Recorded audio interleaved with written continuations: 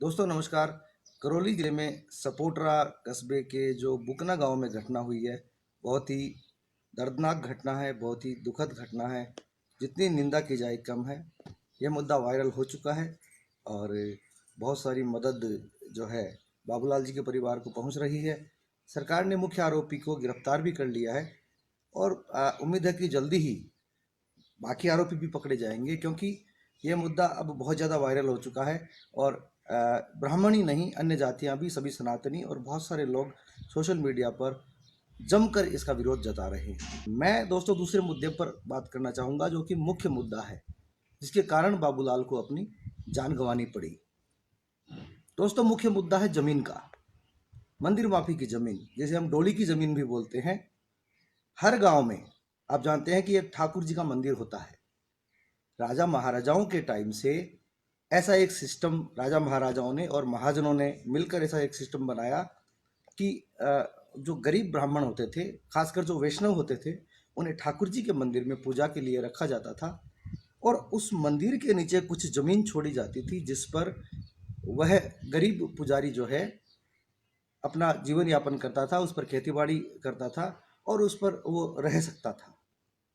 दोस्तों आज़ादी के बाद बहुत सारी ऐसी ज़मीनें थी किसानों के हित में, और बहुत सारे ऐसे निर्णय लिए गए। बहुत सारी ऐसी ज़मीनें जो लोगों को दी गई और बहुत सारे वर्गों को दी गई।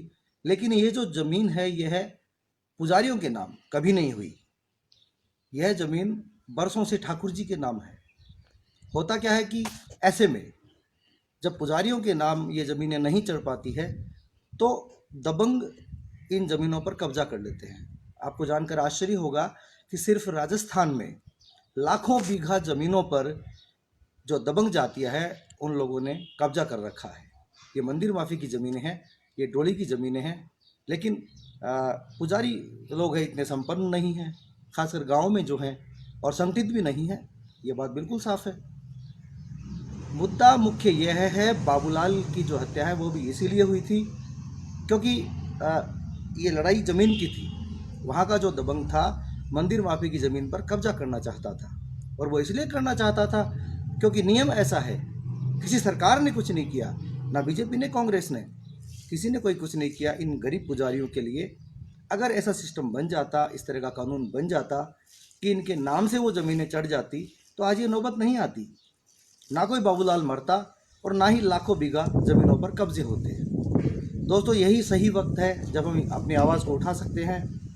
पुजारी और भी बहुत वर्ग के लोग होते हैं, सिर्फ वैष्णव नहीं है, लेकिन वैष्णव जो है वो संख्या में ज़्यादा है। सभी को मिलकर ये आवाज़ उठानी चाहिए कि जो मंदिर माफी की जो ज़मीनें हैं, डोली भूमि जिनको बोलते हैं, वह ज़मीनें सीधे पुजारियों के नाम की जाए। इस तरह का कानून लाया जाए। पिछले 50, 60, 70 सालों से जो गफलत चल रही है, जो पुजारियों के साथ अन्याय हो रहा है, उसके खिलाफ अब हमें बोलना होगा।